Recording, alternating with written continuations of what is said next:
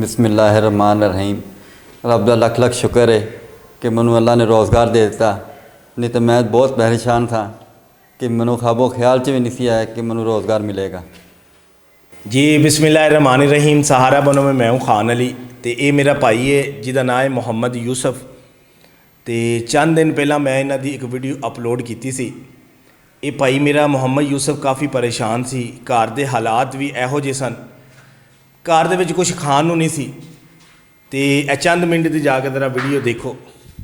Ration की की सूरत हाल है? राशन जनाब कोई नहीं है घर, आटा मुक्या सी, आलू पे पे मैं क्या आलू पका ला। तुसीं हुण करना की चाह रहे हो? मैं कारोबार चाहना, कोई कारोबार मिल जाए, फ्रूट रेहड़ी का लग जाए, कोई काम लग जाए कि मैं अपना घर चलावां, बस कोई कारोबार हो जाए मेरे को। केड़ा कारोबार ज़्यादा तुसीं केड़ी सोच तुहाडी? फ्रूट की रेहड़ी लग जाए मैनू। फ्रूट की रेहड़ी लग जाए जी तुसीं कर लवोगे? इंशाअल्लाह कर लांगे अल्लाह दे फज़ल। जी दोस्तों, इस भाईजान ने मेरे वीर ने मैनू कहा सी कि मैं फ्रूट का काम करना चाह रहा। तो अज अल्लाह सोने ने इस मेरे भाई मुहम्मद यूसुफ साहब नू फ्रूट का कारोबार अल्लाह की तरफों मिल गया। तो मुहम्मद यूसुफ साहब, ये तुहानू अल्लाह की तरफों रोज़गार मिल गया जी। तो हुण तुसीं इस रोज़गार नू ज़ाया नहीं करना। नहीं करेंगे इंशाअल्लाह, अल्लाह के हुक्म नाल नहीं करोगे? नहीं करांगे ए मेरे नाल वादा है इंशाअल्लाह, वादा है। वेखो, ये जिस भाई ने भी तुहानू लगवा के दिता है, जिस अल्लाह के नेक इंसान ने तुहानू लगवा के दिता है, ਉਹਦੇ आसे दुआ करिया जे, उन्होंने बच्चों आसे दुआ करिया जे। उन्होंने वेखो तुहानू कोई कर्जा नहीं दिता, उन्होंने अगर पैसे तुहाडे एक कारोबार आसे लगाए ने, उन्होंने तुहानू कर्जा नहीं दिता कि तुसी ए मैनू पैसे वापस करने ने। ये अल्लाह सोने की रज़ा से तुहानू दिता गया है जी। ठीक है।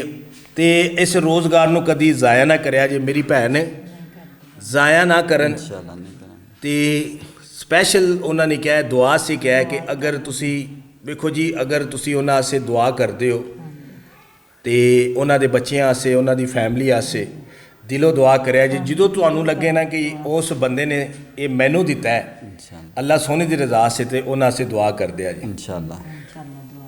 जी। बहुत शुक्रिया जी। तो दोस्तों, जिस तरह कि मैं कहना वा कि मैं अपने ऑफिस दे विच अक्सर ऐसी जगह ते उन्हां फैमिलियां नू रोज़गार अल्लाह की तरफों मुहैया करना वा।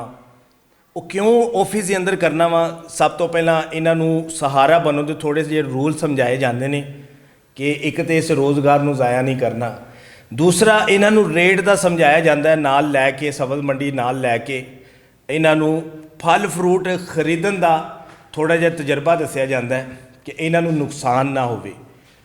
तो जिस तरह देखो मुहम्मद यूसुफ साहब नू अल्लाह ताला ने रोज़गार मुहैया कर दिता, तो ये इन्हां दे कोई एहसान नहीं, ये इन्हां दा हक सी। वेखो जी, दर पदर ये मुहम्मद यूसुफ साहब परेशान सन, कदी किसी को जा रहे सन, दर पदर जलील हो रहे सन। तो अज इन्हां दी सारी जलालत ख़त्म हो गई।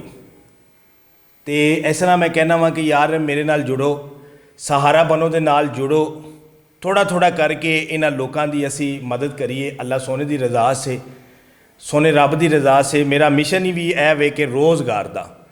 तो पक्खा लैके आया जी। लो जी मुहम्मद यूसुफ साहब, तुहाडे घर च पंखा भी नहीं सी, इंज ही गल है। हाँ जी।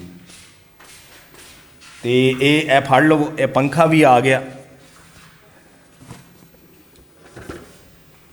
ये मुहम्मद यूसुफ साहब के घर दे विच पंखा भी नहीं सन। 6 महीने इन्होंने गर्मियां दे विच ही गुजार दिते ने। तो मुहम्मद यूसुफ साहब हुण तो वैसे भी नाले गर्मियां टुर गई ने, तो तुसां पक्खा मंगवा लिया, सर्दियां की ठंड लवानी जे तुसां, अगों केड़ा गर्मी नहीं आनी, अगों केड़ा गर्मी नहीं आनी। तो यह वेखो, यह जिहड़ी मुस्कुराहट है ना, यह मुस्कुराहट नहीं लभदी। तो मुहम्मद यूसुफ साहब सर्दियां च वैसे पंखा ना लगाया जी, क्योंकि ठंड लग जाएगी मेरी भैन है ठीक है। अल्लाह तुहानू खुश रखे। मेरी भी दुआ है अल्लाह पाक तुहाडे कारोबार दे विच बरकत करे और तुसी इस रोज़गार नू चलाओ और इंशाअल्लाह इस रोज़गार नू मैनू उम्मीद है तुसी वधाओगे इंशाअल्लाह। तो पाकिस्तान जिंदाबाद।